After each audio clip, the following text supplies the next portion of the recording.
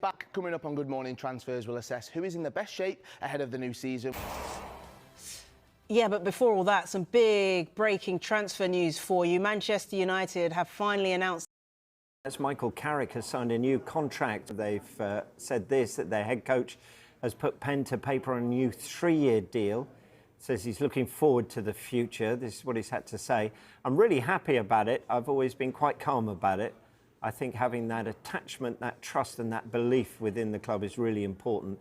We've certainly got that. That's what still gives me the great feeling that I had when I first walked through the door. It feels like a big step as a headline, as a statement, but really it doesn't change anything I do or how I approach it. It just carries on what we're trying to achieve. He was, of course, one of English football's most decorated players.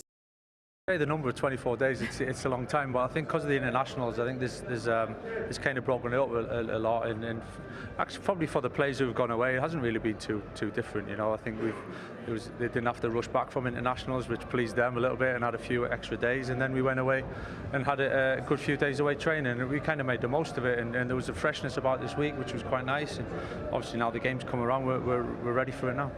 We know that the top 5 teams in the Premier League will qualify for the Champions League. How important is it then for this next period to really pick up that momentum? Yeah, of course. I mean, every game's always important, but it's a crucial time of the season when you start coming towards the end, and it's the kind of final chapter in some ways, and when things are decided. So we've put ourselves in a good position. You know, we've done a lot of good work, and we are where we are now, and we want to try and make the most of it. I hope so. Obviously, we don't know the characters and what the feel of this dressing room is, but we look around. You know, we got players here who won big trophies, won World Cups, but I don't know what the dynamics is like in the dressing room. But you just hope that when they have come to United, that they've enjoyed the pressure of playing for Man United. I know United, we've been critical of United the last few years, recruitment, the stadium, facilities, but we've come here early this morning. It's still a great place to come and play football. It really is. I just hope there's enough characters and leadership to get United back to winning ways, but it's a long way back. And sometimes there is players come to United, which we've seen for the last few months, and it looks like maybe the pressure playing for Man United has been a bit too much for him. Or do you think there is room for optimism for Manchester United fans? Well, you always have to have that bit of hope. But again, I always say the proof's out on the pitch. When the referee blows the whistle against the Spurs team today, who will be at it and will come after him? United have to be ready. And the players they've not been consistent enough, lost far too many matches, not scoring enough goals, and it looks like the pressure's getting to all of them. So whatever about the manager's programme notes and that positivity, I judge players what they do on the pitch. Manchester United are once again at the centre of football's biggest headlines as discussions around the club's future continue to intensify. With Michael Carrick emerging as a serious figure connected to the rebuilding process at Old Trafford, fans are beginning to believe that stability, identity, and true football intelligence could finally return to the club.